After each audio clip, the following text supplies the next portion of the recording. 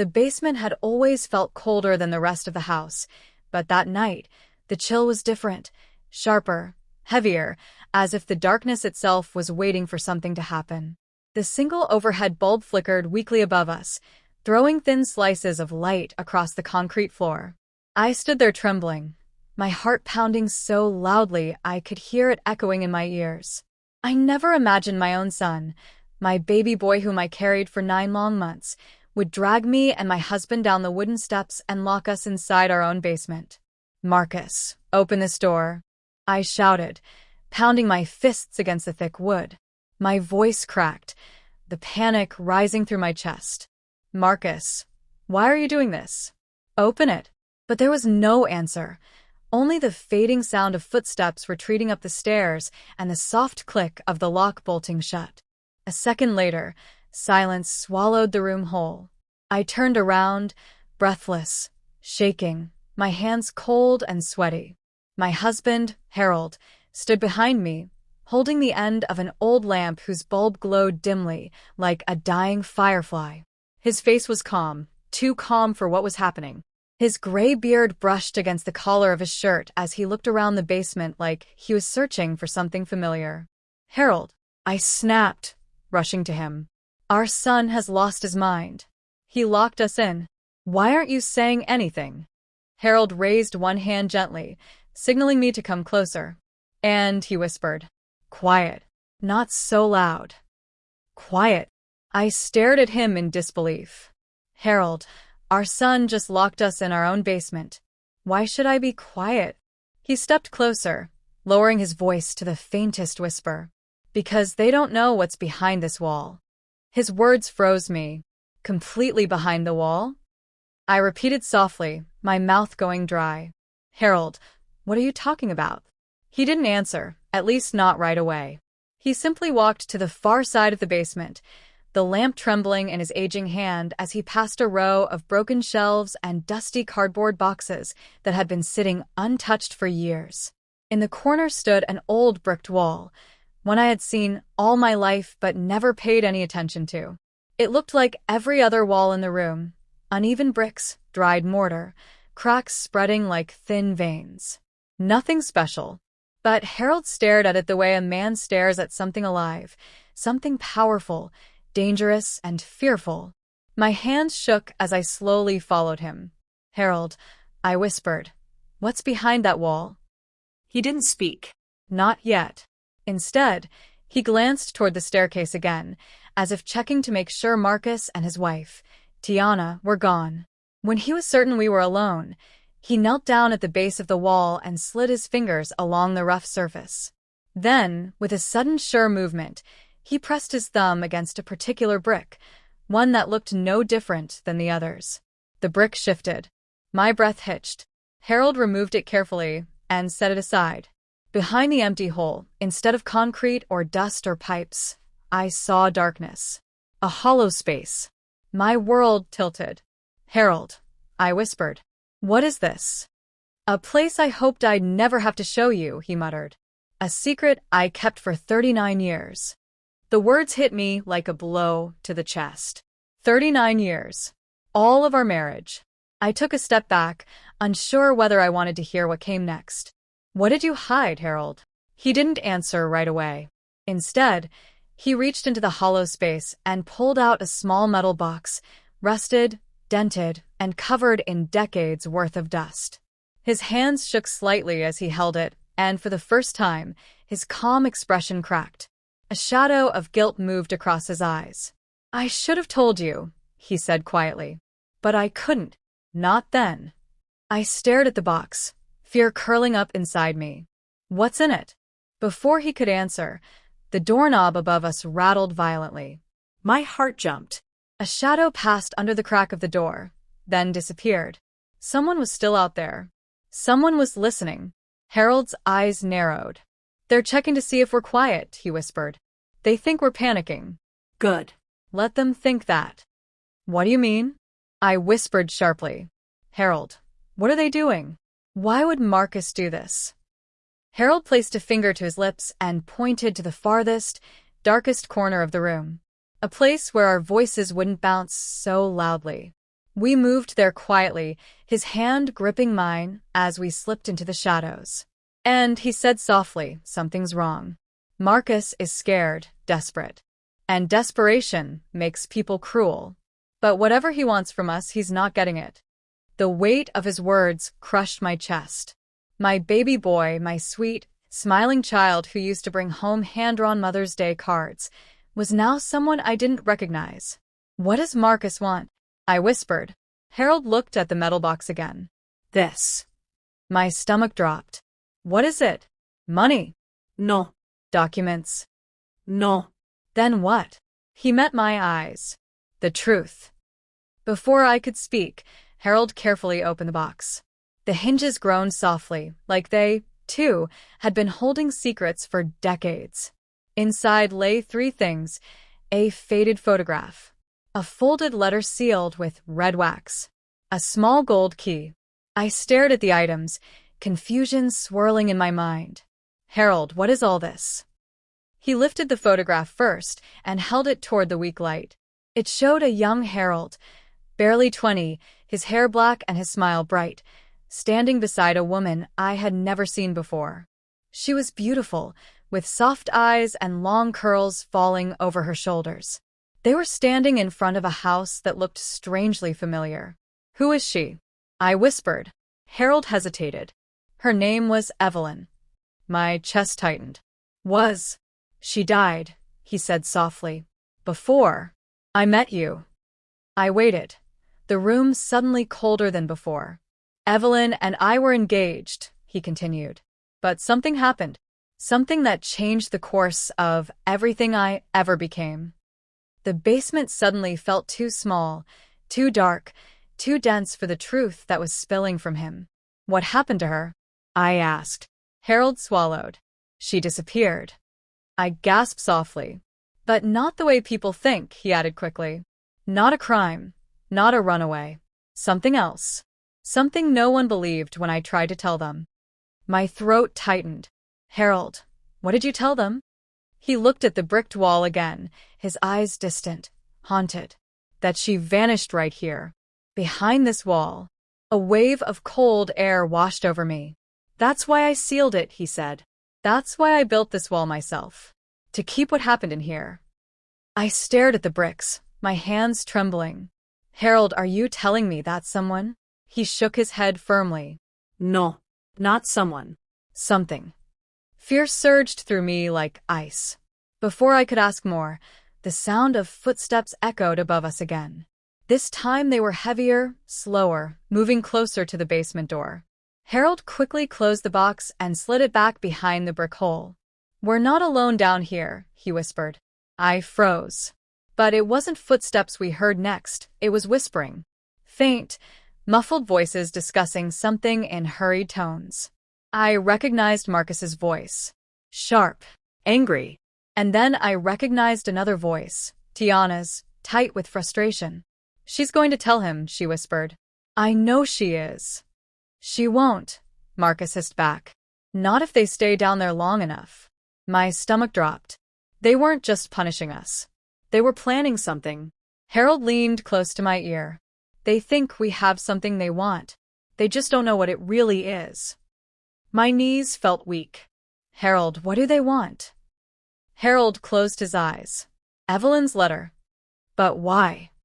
I whispered. Before he could answer, the voices above grew louder. "Just leave them," Tiana snapped. "Let them figure out what they want to say.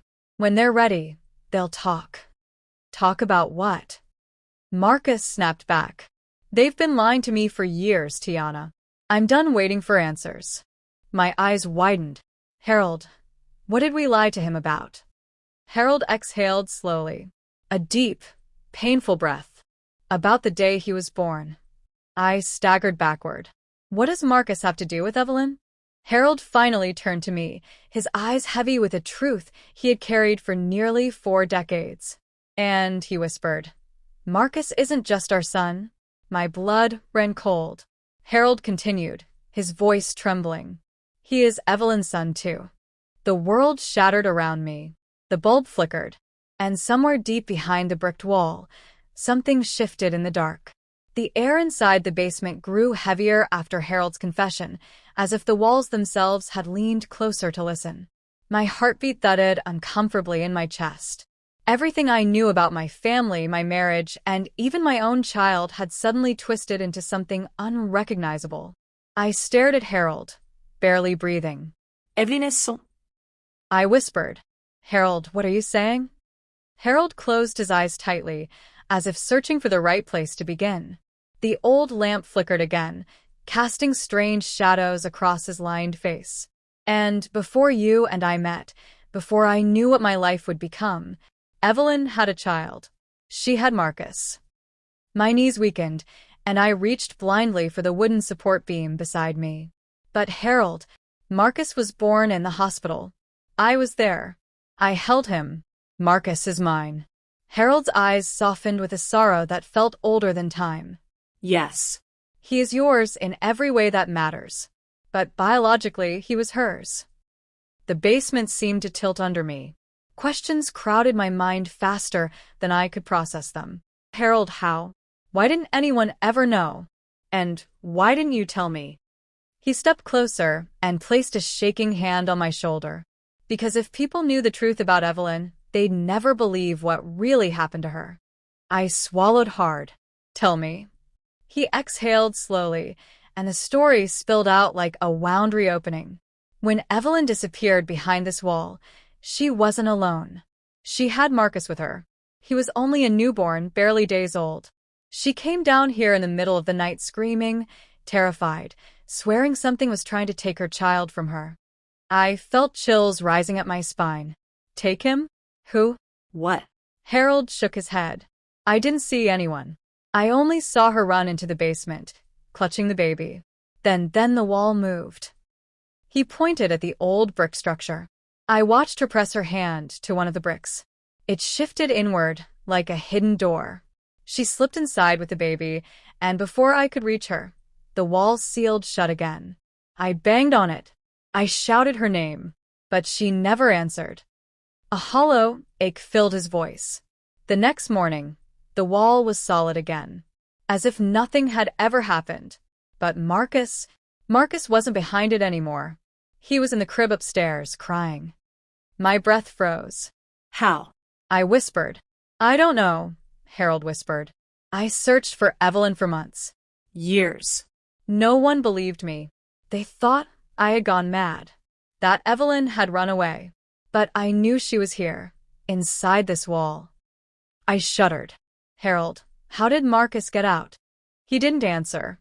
His silence was an answer I didn't want. A sudden crash sounded upstairs, something falling over. Marcus's voice rose angrily, though we couldn't make out the words. Harold gripped my arm.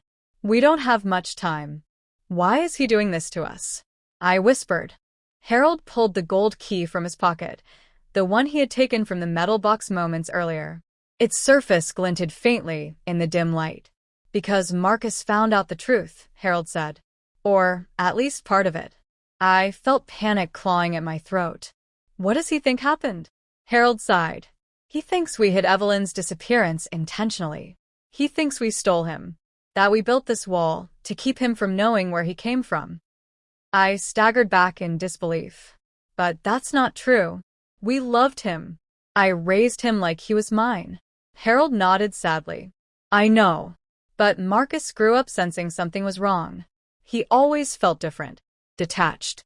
And when he found an old newspaper clipping I had hidden, the one that talked about Evelyn's disappearance, he started digging into the past. My stomach tightened. And Tiana? Marcus told her everything. And now she believes the same. I covered my face with trembling hands. My family was falling apart piece by piece. Another loud thud echoed above us, followed by hurried footsteps. Harold leaned close to my ear and whispered, They're planning to open this basement again soon, when they're ready to force answers out of us. But what they don't understand is that the truth isn't in our words. It's behind this wall. I shivered. Harold, if Evelyn vanished there, then what exactly is behind the wall? Harold opened the metal box again, carefully removing the sealed red wax letter. Evelyn wrote this the night she disappeared. I found it in the crib beside Marcus the morning after. I didn't open it because I was afraid of what she might have written. I stared at the letter, my breath unsteady. Harold, we need to open it now. He nodded slowly and broke the seal. Inside the envelope was a single sheet of yellowed paper. Harold unfolded it carefully, and his eyes scanned the words. His face shifted between confusion, horror, disbelief, and sorrow. Harold? I whispered. What does it say? He handed me the letter with shaking fingers. My eyes moved across Evelyn's fragile handwriting.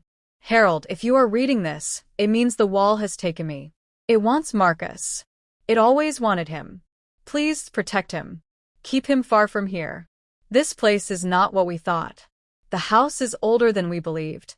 The basement, it was built on something that should have stayed buried. Something that opens when it chooses. If the wall moves again, do not follow. Do not let Marcus near it. I love you. Forgive me. My blood ran cold. The wall. It wanted Marcus? I looked at Harold, my voice trembling. This sounds impossible. Harold's face was pale. And the night Evelyn disappeared, I heard something inside that wall. A sound like a breath. A long, deep breath. The cold around me intensified. And you sealed it? I whispered. Harold nodded. I built the wall over the hidden entrance. I tried to bury whatever took her. And I hid the truth to protect Marcus. We stood there in silence, the weight of the truth pressing down on us like stone. Then, something shifted behind us. A low scraping noise. I spun around, my heart leaping into my throat. At first, I thought it was Marcus coming down the stairs again. But the sound wasn't coming from the steps. It was coming from the wall. Harold grabbed my hand. And stay behind me. A brick trembled. Just barely. But enough for us to see it. Harold's grip tightened until it hurt. No, he whispered. Not again. Not after all these years. The brick slid forward, half an inch. Dust fell to the floor like sand from an hourglass. I couldn't breathe. Another voice echoed faintly from upstairs. Marcus yelling at Tiana. Something about finding the truth tonight. Harold pulled me behind an old wooden crate. And listen to me. Marcus thinks we're hiding something from him, but he has no idea what's waking up behind that wall. If he breaks through it, if he forces it open, he might unleash whatever took Evelyn. My voice came out as a trembling whisper. Harold, is Evelyn still in there? Harold closed his eyes. I don't know. And I don't want to find out. The scraping stopped. A silence thicker than darkness fell over the basement. Then came a soft tap from inside the wall. Once. Twice. 3 times. As if something was knocking to be let out. I pressed my hands to my mouth to stop a scream. Harold whispered, It only knocks when Marcus is near. Footsteps thundered overhead. The basement door rattled violently. Marcus's voice roared. Dad. Mom. We're coming down. And this time we're going to tell me everything.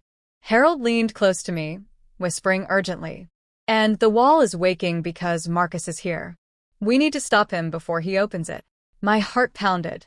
Above us, the door creaked open. Marcus began walking down the stairs. And behind the wall, a voice whispered. A woman's voice. Soft. Faint. Calling a name. Marcus? I froze. Marcus's footsteps thudded slowly down the wooden stairs, each one firm, angry, and trembling with a mixture of fear and determination. The dim light from the basement bulb stretched a shadow across the cracked concrete floor, long and distorted. Harold squeezed my hand tightly as we crouched behind the wooden crate, our breathing low and controlled, though my heart hammered violently inside my chest. The whisper behind the wall echoed again, soft, delicate, impossibly familiar. Marcus? My entire body stiffened. The voice had a faint echo to it, as if it was drifting from a far, unreachable place. Yet it was unmistakably human, unmistakably female, unmistakably Evelyn. Marcus reached the bottom step and stopped. His chest heaved, his fists clenched, and his eyes scanned the room with a sharpness I had never seen in him. His face, usually calm and thoughtful, was twisted with a mixture of confusion and rage, as if something inside him was tearing in two directions at once. "Mom? Dad," he called out, his voice shaky despite the anger. "Come out. We're done hiding." Harold leaned toward me and whispered, "Don't move.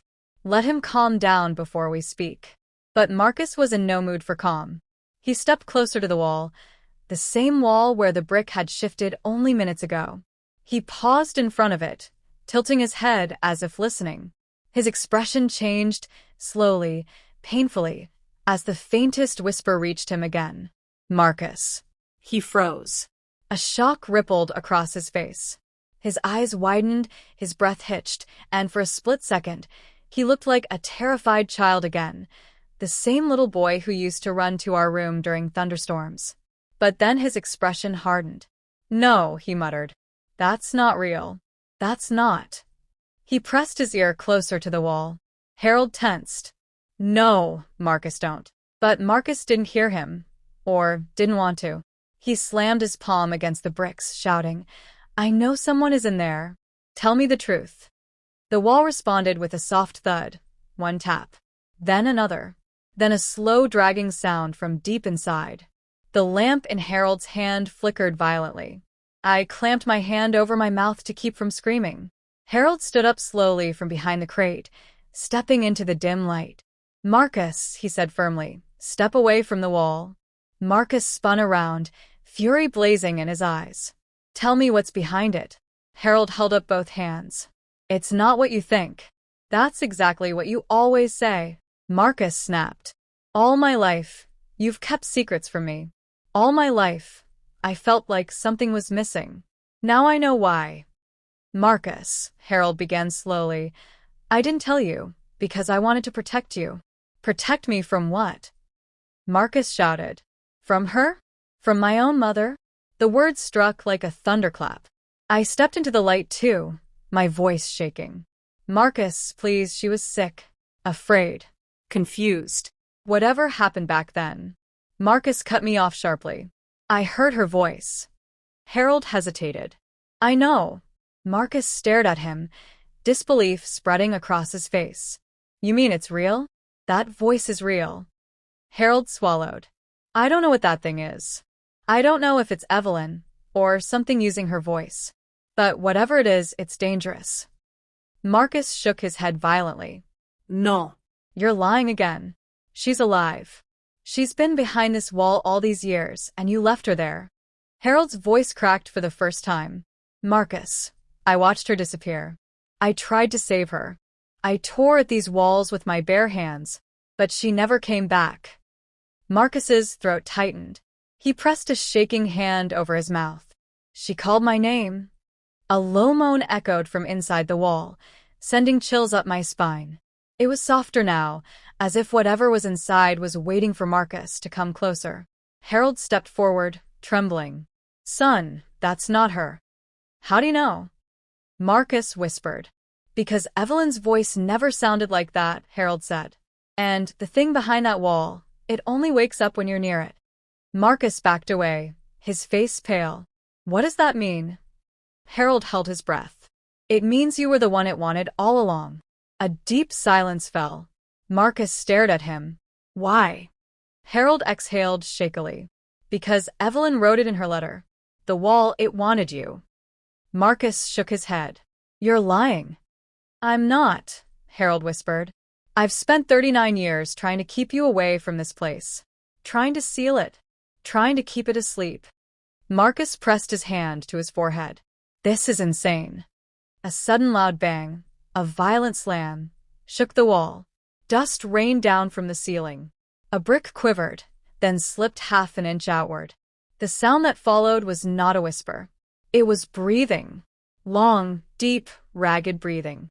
As if something enormous was standing just on the other side. I stumbled backward, grabbing Harold's arm. Marcus froze where he stood, staring at the wall with wide, terrified eyes. "What is that?" Harold whispered. "The reason Evelyn disappeared." The breathing grew louder, closer. Then, a voice, deeper this time, layered with something inhuman, murmured, May Marcus come back? Marcus's legs trembled violently. His voice cracked. That's her voice. No, Harold said, voice firm. It's not. The basement door above us slammed open. Tiana descended the stairs, her eyes wide with fear. Marcus. The house is shaking. What's happening? Marcus pointed at the wall, speechless. Tiana grabbed his arm. Marcus, we need to go. Now. But Marcus couldn't move. His eyes were locked on the trembling bricks. Then, as if in slow motion, a brick dropped from the top of the wall and shattered on the floor. A black gap appeared. Cold air, freezing, unnatural, poured into the room. Tiana screamed. Harold shoved me backward. And, get away from it. But Marcus stepped toward the wall, drawn like a moth to fire. Marcus. I cried. He didn't turn. Inside the darkness, something stirred. A hand, pale, thin, trembling, reached out of the black opening. My blood turned to ice. It was a woman's hand.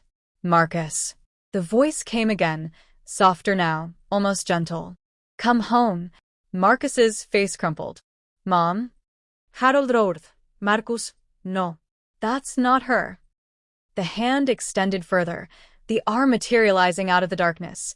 Too long, too thin, bones sharp beneath the skin. It wasn't human. Not anymore.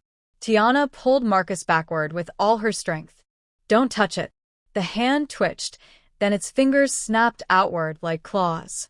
Harold grabbed the gold key, the one from the metal box, and sprinted toward the wall. Harold, I screamed. What are you doing? He shouted without looking back. Ending this.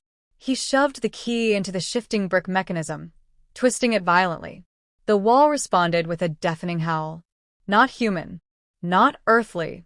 A roar that rattled the entire basement. The pale arm jerked back into the darkness. The gap in the wall began to close, slow at first, then violently, like jaws snapping shut. Marcus collapsed to the floor. Tiana dropped beside him, cradling him, sobbing. Harold twisted the key harder, shouting through the noise. And, when this closes, run. Don't stop. Don't look back. The roar grew louder. The wall shook. Something inside screamed, a sound that didn't belong in this world. The gap narrowed, 6 inches. 4, 2. Harold's hands trembled violently on the key. The wall slammed shut. Silence exploded through the basement. The breathing behind the wall stopped. The whispering stopped. The shaking stopped. But Harold collapsed to his knees, his hands still gripping the key. I ran to him, my heart in my throat. Harold. He turned toward me slowly, his face pale, sweat dripping down his temples. It's sealed, he whispered. For now. But then his expression twisted into something I had never seen before. Fear. And, he said, voice cracking. It spoke to me. My blood chilled. What did it say? I whispered. Harold swallowed hard. It said. He closed his eyes. I'm not done. The night after the incident at the river, the entire mood of the small southern town seemed different. Heavier, quieter, like the humidity itself had learned to hold its breath. Sarah felt it the moment she stepped out onto the porch the next morning. The boards creaked under her bare feet, and the air was thick with the scent of wet soil, pine, and something she couldn't name, something uneasily familiar.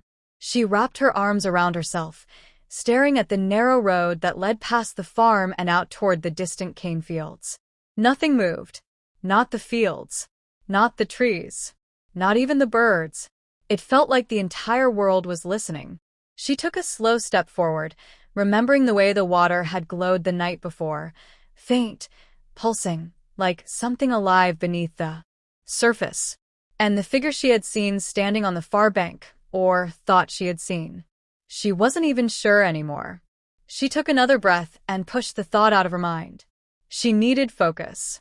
She needed answers. She needed proof that what she saw wasn't simply exhaustion and fear manifesting into something that didn't exist. Inside the house, the old wooden clock ticked loudly, each second sounding like a tap on a coffin lid. Sarah turned toward the kitchen and found her grandfather sitting at the table, staring at a cup of untouched coffee that had long gone cold. His hat, the same dusty brown one he had worn for decades, sat beside him. He didn't look up.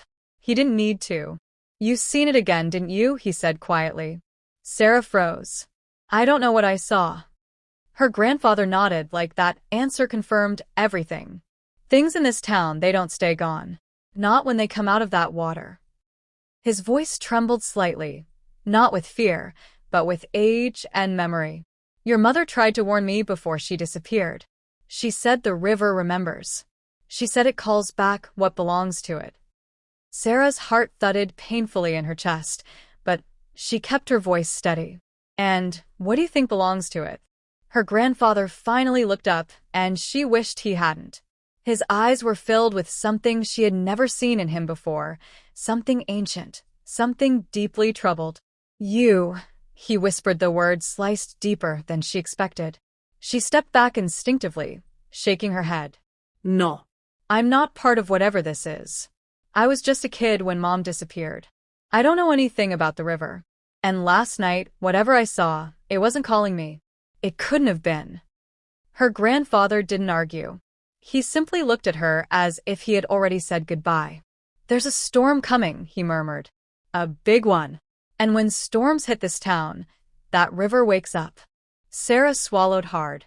She glanced out the window where clouds were gathering far out on the horizon, faint but unmistakably darkening the sky.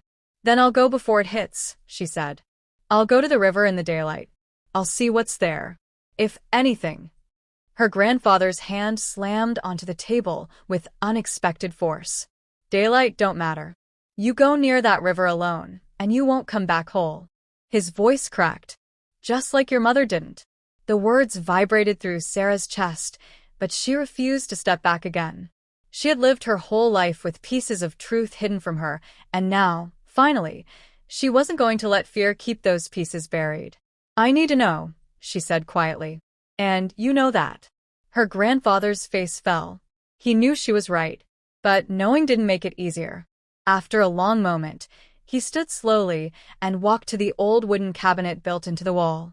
He opened the drawer at the bottom, the one nobody had touched in years. He reached inside and pulled out a metal lantern, heavy and old-fashioned, with a deep scratch running down one side. It wasn't just scratched. It was scorched, burned.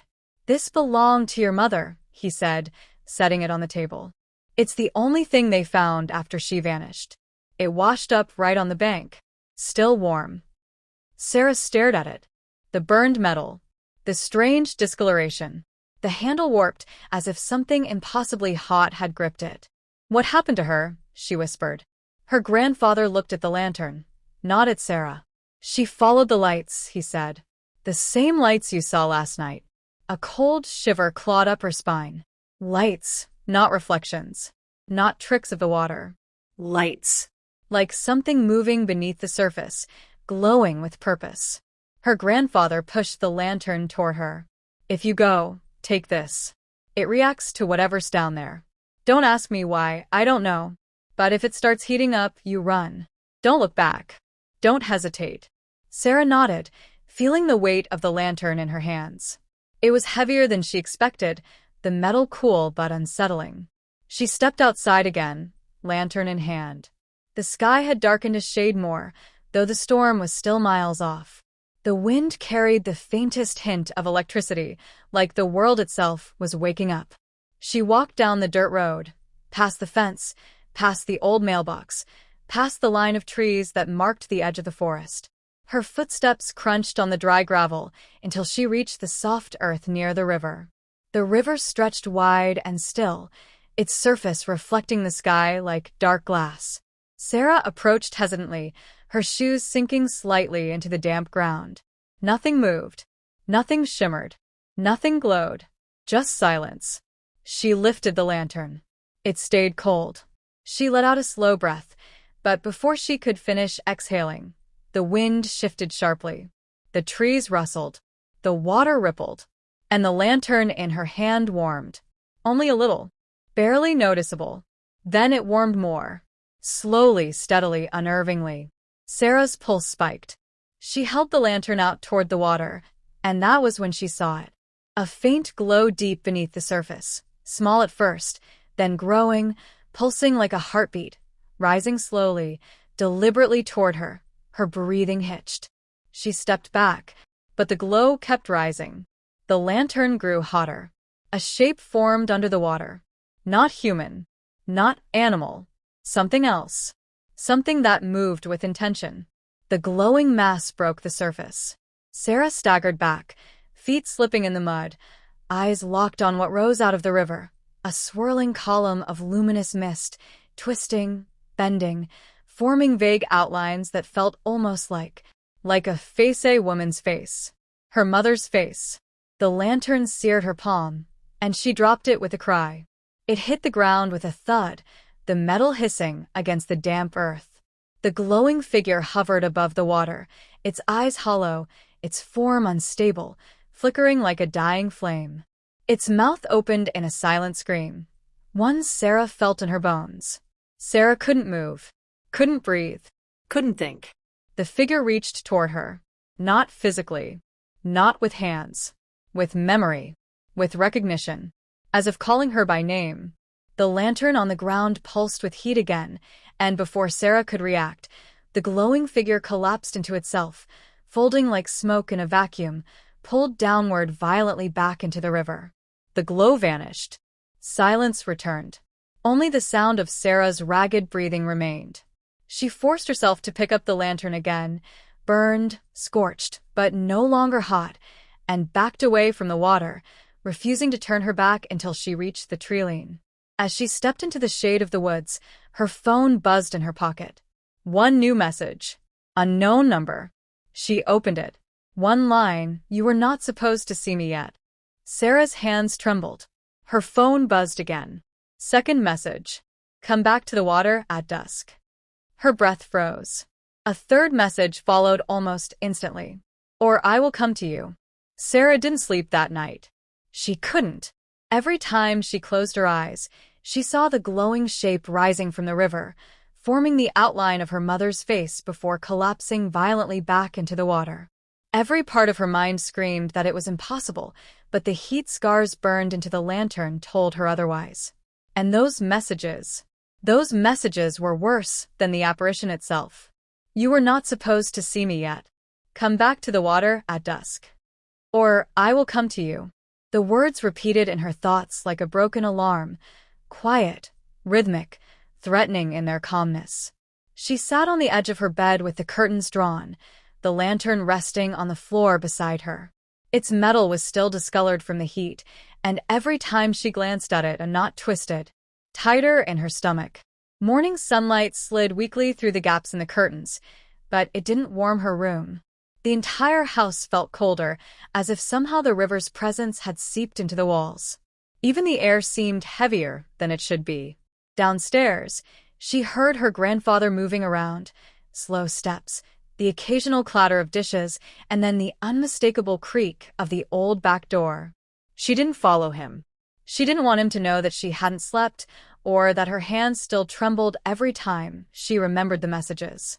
But she couldn't hide it for long. A sudden knock on her bedroom door made her flinch. "Sarah," her grandfather called. "Breakfast." She took a steadying breath and stood, grabbing the lantern even though it wasn't glowing or warm anymore. She carried it with her down the stairs like a shield. Her grandfather was at the stove, frying eggs in a cast-iron pan. When he saw the lantern in her hand, he froze. A faint, haunted sadness passed over his face, a look she didn't understand but felt deeply. "You went," he said. She nodded. "And you saw something." Another nod. "And you came back." This time she didn't answer. She didn't need to. The burned lantern said enough. Her grandfather set the spatula down and leaned heavily on the counter, the sunlight catching the deep lines in his face. "Your mother saw the same thing before she disappeared," he said quietly. "Same lights, same water, same kind of call." He shook his head slowly. "I should have stopped you." "Grandpa," she said, stepping toward him, "I don't even know what I saw." "You don't need to know," he said. "You just need to stay away." Sarah swallowed. She wanted to listen. She wanted to pretend nothing happened. She wanted to forget the messages. But she couldn't.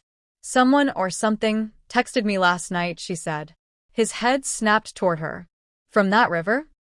I don't know, she replied. But the timing, it can't be a coincidence. What did it say? He asked, though he looked like he wasn't sure he wanted the answer. Sarah hesitated. It told me to come back at dusk. Her grandfather slammed his hand on the counter. No. You hear me? You're not going anywhere near that water again. A thick silence fell between them. The old wooden clock in the living room ticked sharply. Tick, tick, tick. Then her grandfather lowered his voice, trembling with something deeper than fear, regret. I lost your mother to that river, he whispered. I won't lose you too. Sarah clenched her jaw. You don't understand. I understand more than you, he snapped. More than anyone. I saw what that river took from this town. Before your mother, before you were born, people disappeared. Strange things washed up after storms. Folks moved away. The sheriff stopped recording missing person reports because it made the town look cursed. Is it cursed? She asked quietly. I don't know, he said, eyes distant. But I know that whatever lives in that water isn't human. And it doesn't let go. Sarah sat down at the table, the lantern resting beside her. She ran her fingertips over the scorched metal, wondering what her mother had been thinking the last time she held it. Her grandfather watched her carefully. There's something else you need to know. She looked up. He exhaled shakily. Your mother didn't just disappear. She left behind a note. A short one. Hardly a sentence. I didn't show anyone. Not the sheriff, not the neighbors, not even you. Why? Sarah whispered. Because it didn't make sense before, he said. But now it does. He went to the cabinet again, but this time, he didn't open the drawer. He reached behind a stack of old plates and pulled out a piece of folded paper, so yellowed and brittle it looked like it would turn to dust if touched too hard. He handed it to her with trembling fingers. Sarah unfolded it carefully. One line, written in her mother's handwriting. If the river calls for her, you must not stop her. Sarah froze. Her throat tightened. Her grandfather looked away, unable to meet her eyes. I didn't know what she meant back then. I thought she was delirious. I thought she was talking nonsense. But now, he shook his head. Now I fear she knew something we didn't. Sarah stared at the note. The ink faded but unmistakable. Her heartbeat thudded painfully. If the river calls for her. Her. The words pressed into her skull. Suddenly the messages didn't feel like threats. They felt like instructions. Her phone buzzed again, sharp, vibrating on the table. Both she and her grandfather jumped. The screen lit up. Unknown number.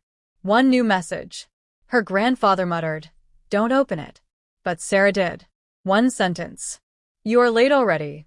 A numb chill swept through her veins. Her grandfather's face turned pale. Before she could respond, another message arrived. "The storm will open what daylight hides." Then another. "Come before someone else answers the call." Before Sarah could speak, her grandfather grabbed her arm, gripping it tightly. "Sarah, what exactly did you see last night?" he whispered. Sarah swallowed, her voice shaking. "I saw her, Grandpa." He blinked. "Saw who?" Sarah looked at the scorched lantern, the river memory burning fresh. "My mother." His grip loosened slowly. His breath shuddered. Then something crashed outside. Not a small sound. Not something light falling over. A heavy thud. Then a dragging noise. Slow. Long, wet. Her grandfather's eyes widened.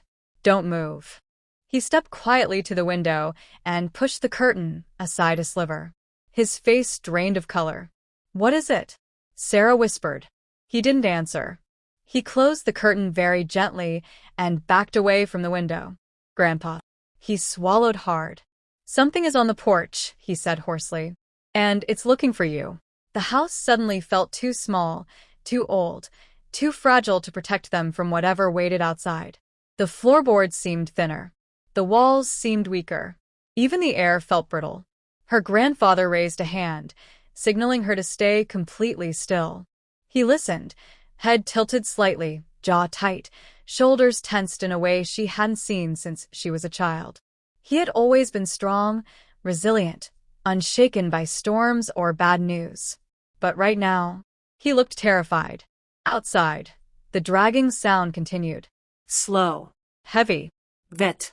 Something thick scraped across the wooden planks of the porch, inch by deliberate inch, like a creature not used to walking on land. The boards creaked under its weight, each groan of wood like a warning. Sarah's heartbeat hammered painfully. She clutched the scorched lantern tighter, though she didn't know what good it would do. Her grandfather's voice was barely a breath. "Stay behind me." He reached for the shotgun leaning behind the kitchen door. Not to shoot. Sarah could see it in his trembling hands, but because holding it made him feel less helpless. The dragging sound paused. Silence fell so abruptly it felt unnatural. Sarah and her grandfather exchanged a look. Then, a single, faint tap echoed through the house. Top. Top. Top. Knuckles. On the front door, but the tapping wasn't human. It was too slow. Too heavy. Too rhythmic. Sarah's skin crawled. Her grandfather didn't breathe. The tapping stopped. Then a new sound began, something sliding under the door. A dark line. A thin ripple. Water. Cold, murky river water seeping across the wooden floorboards, winding towards Sarah's feet like it was searching. She stumbled back. Her grandfather cursed under his breath. "It's found the house." The water kept spreading, inching across the kitchen floor in a purposeful trail, not random like a spill. It moved like a living thing, flowing in her direction. Sarah lifted the lantern again. It stayed cold. For now. The dragging returned, heavier this time, accompanied by a faint, almost metallic rasp, like something clawing lightly along the siding of the house. Her grandfather motioned toward the hallway. "We need to get away from the windows." Now. They moved quietly, but the house betrayed them. Every step on the old floorboards creaked louder than normal, as if the house itself was warning whatever was outside. As they reached the hallway, something brushed against the front door, a whisper-soft scrape that made Sarah freeze mid-step. She turned her head slowly, barely breathing, and stared at the door. The shadow beneath it shifted.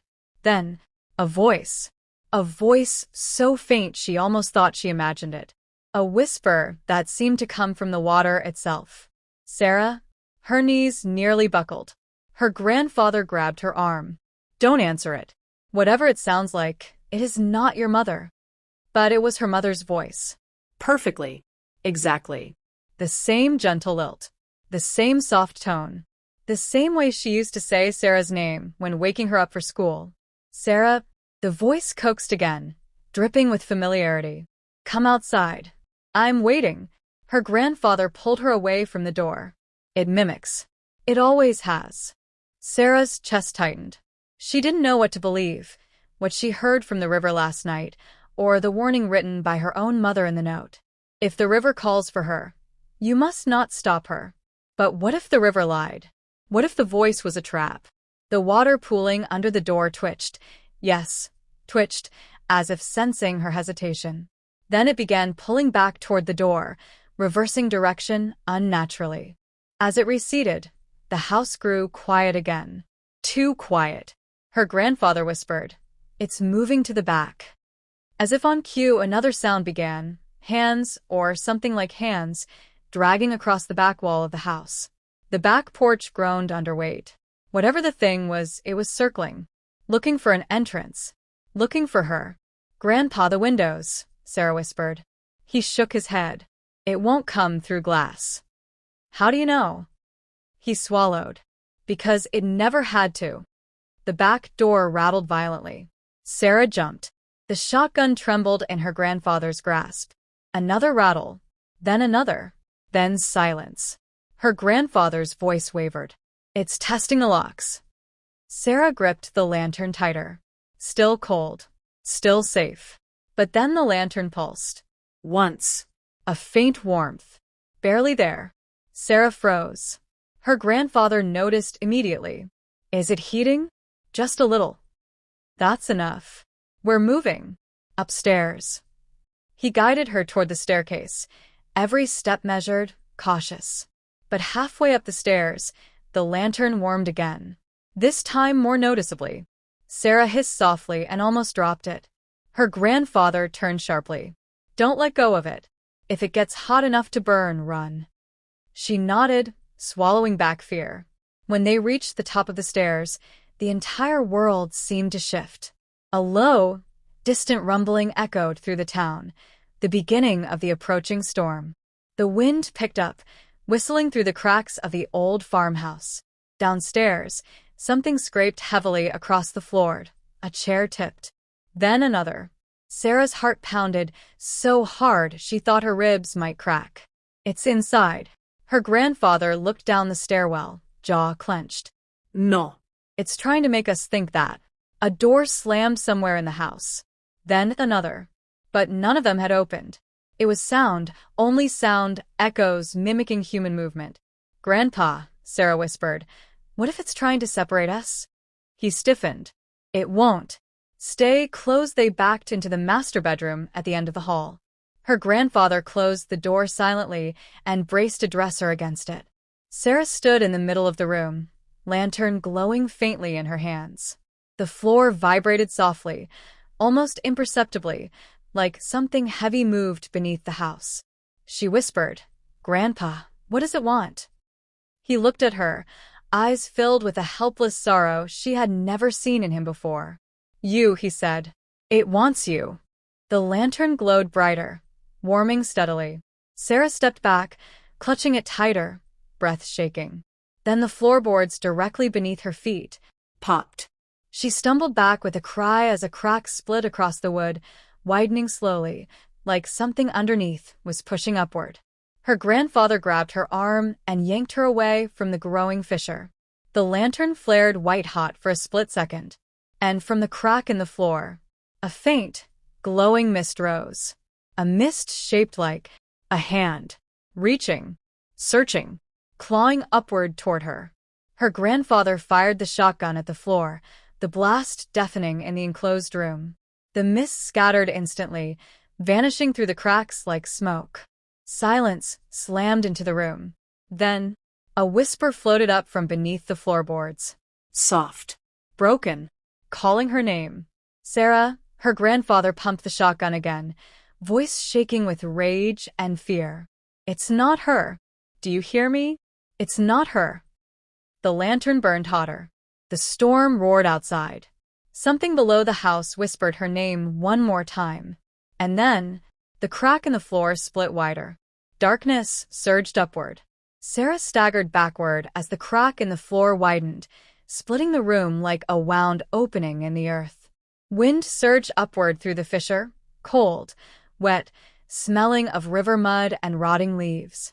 Her grandfather pulled her behind him, shotgun raised though both of them knew the weapon wouldn't stop what was rising beneath the house. The lantern in Sarah's hands glowed brighter, heating until the handle burned against her palm. She hissed and shifted her grip, refusing to let it drop.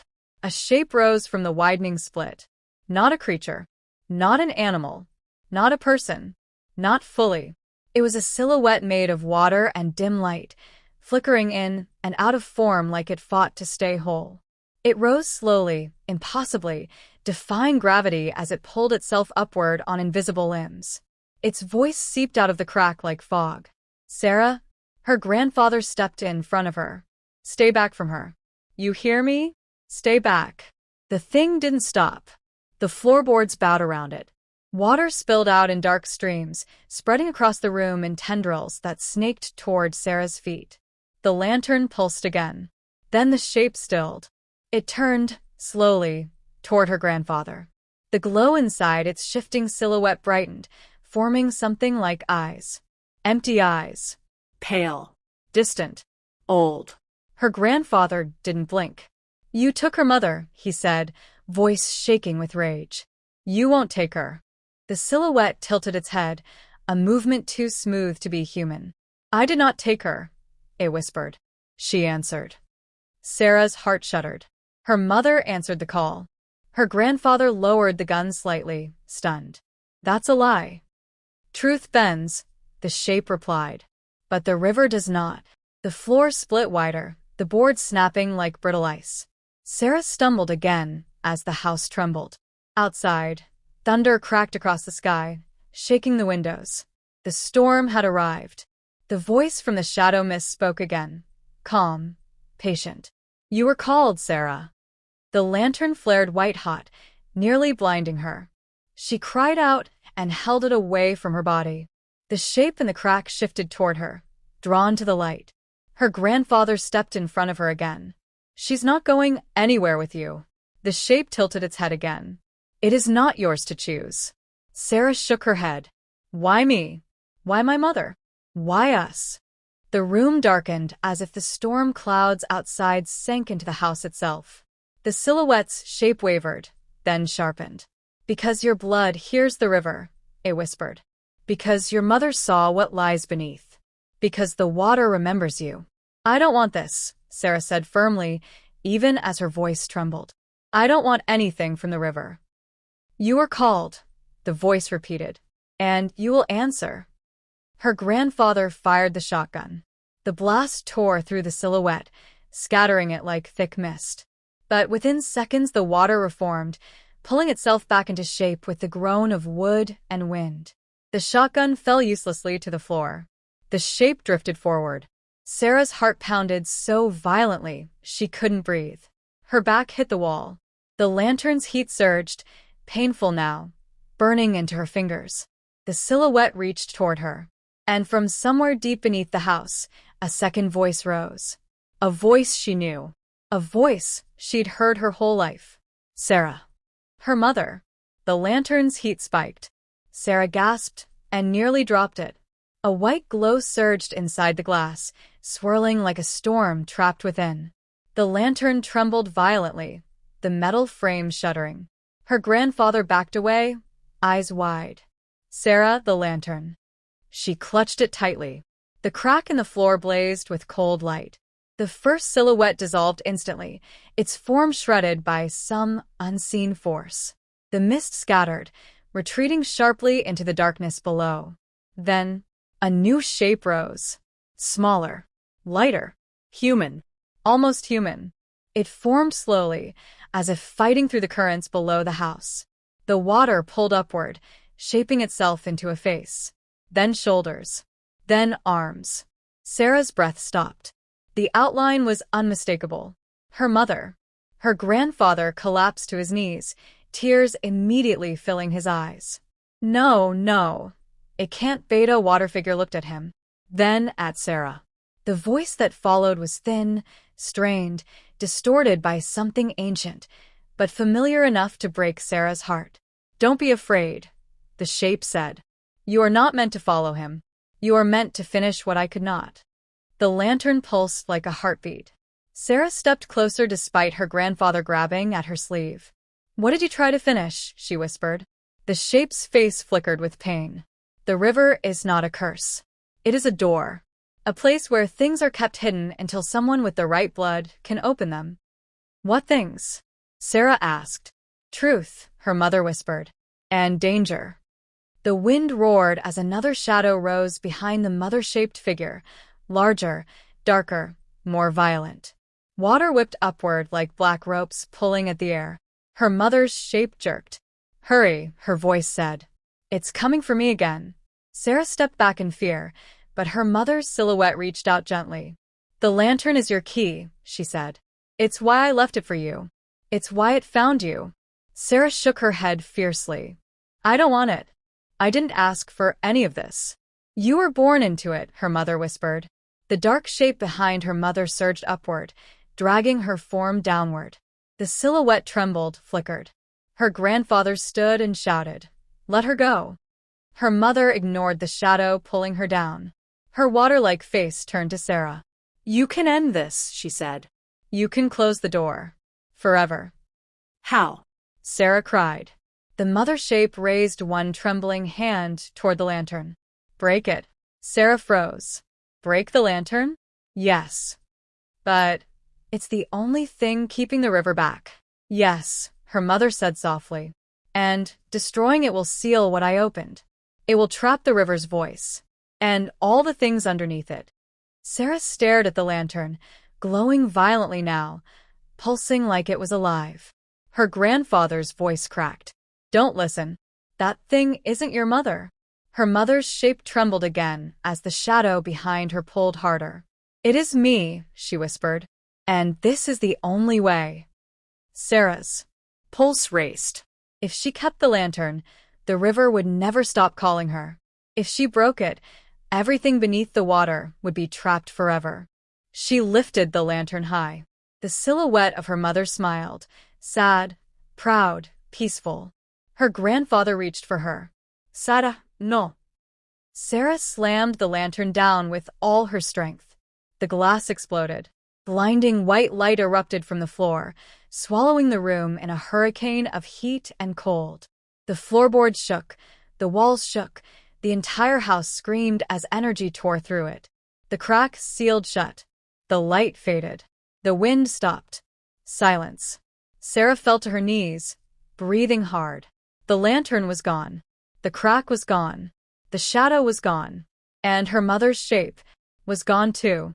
Her grandfather knelt beside her, pulling her into his arms. He whispered her name over and over, grounding her, anchoring her, making sure she hadn't disappeared into the river's call. Rain tapped softly on the windows. The storm passed. The house was still. And for the first time since last night, the river was silent. Completely silent. No whispers. No messages. No calling. Just quiet. Sarah closed her eyes. She knew she had ended it. But she also knew, somewhere deep beneath the river, her mother finally rested.